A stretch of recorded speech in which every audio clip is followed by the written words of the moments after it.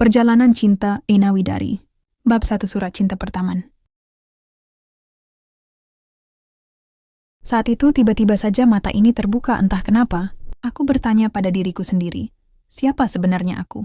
Siapa namaku dan kenapa aku bisa berada di sini?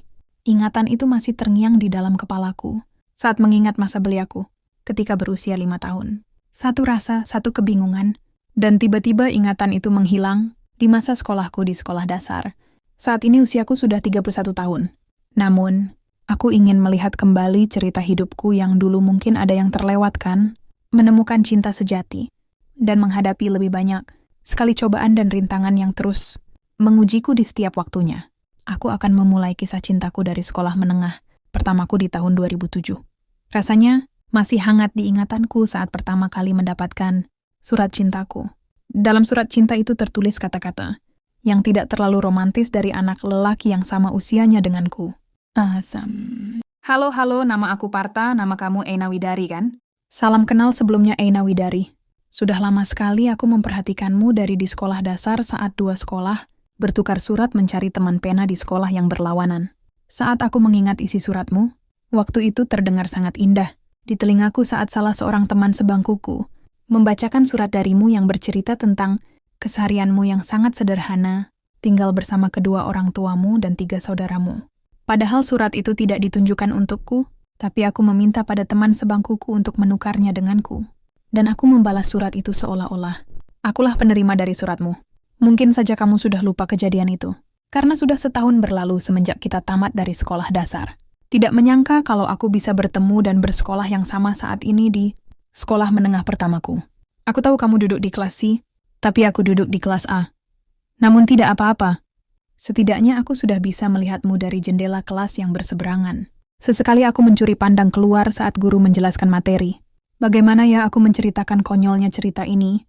Anak berusia 13 tahun merasakan jatuh cinta. Tapi aku cuma ingin mengutarakan perasaanku. Soalnya aku rasakan dari di bangku sekolah dasar. Aku masih ingat kamu bersekolah di SD 4 dan aku bersekolah di SD 3 waktu perpisahan di sekolah dasar juga. Aku tidak berhenti memandangimu, tapi aku malu karena aku tidak mengenalmu, nggak berani memperkenalkan diri terlebih dahulu. Jika memungkinkan, bisakah aku mengenalmu lebih jauh, Ena? Jika kamu berkenan, berikanlah aku surat balasan. Terima kasih banyak, Ena, sudah mau mengenalku dan mendengarkan curahan hatiku. Lanjut surat Parta di halaman kedua. Seperti itulah isi surat singkat dari tulisan Parta.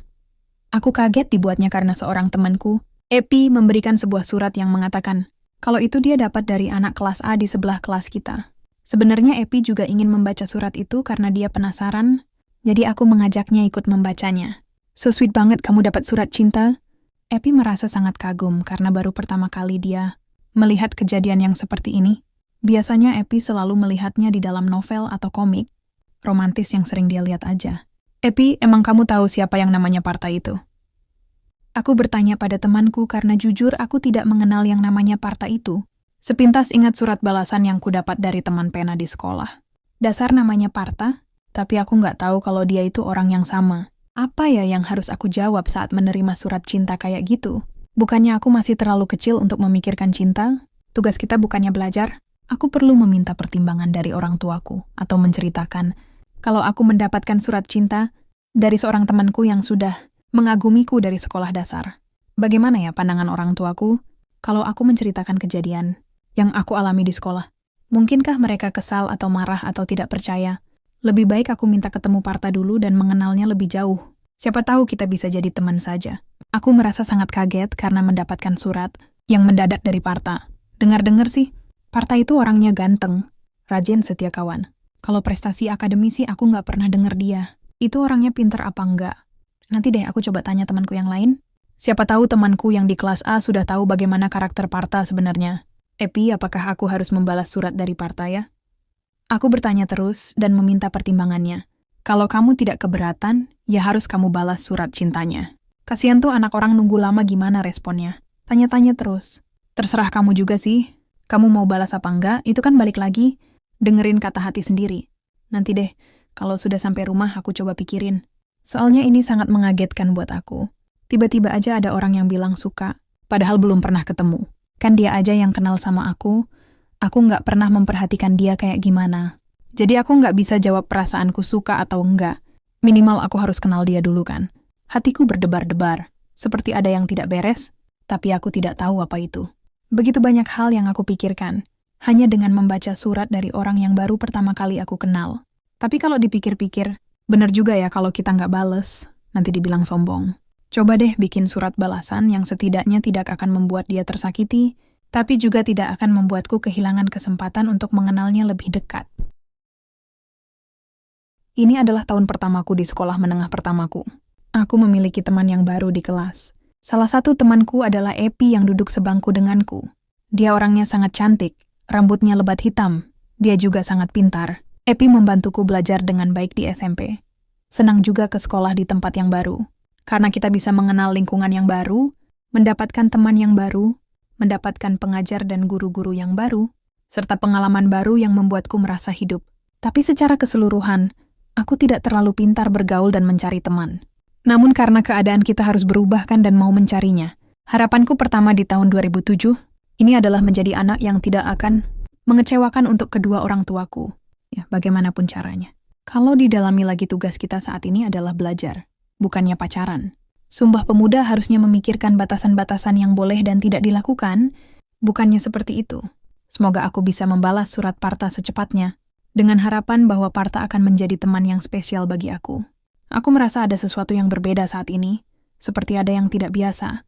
Mungkin saja ini adalah awal dari sesuatu yang besar, sesuatu yang akan mengubah hidupku selamanya.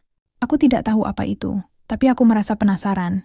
Aku merasa ingin tahu lebih banyak tentang Partha, tentang perasaannya, tentang apa yang membuatnya begitu berani untuk mengungkapkan perasaannya kepada aku.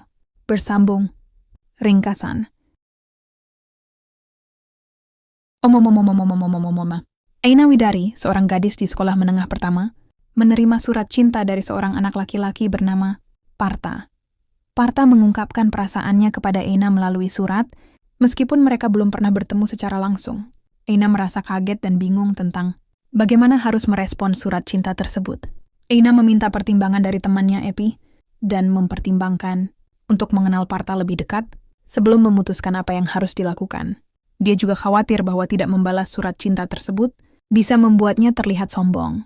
Dengan demikian, cerita ini menggambarkan awal dari sebuah kisah cinta yang mungkin akan berkembang di masa depan. Dengan Aina yang masih belum yakin tentang bagaimana harus merespons perasaan Partha.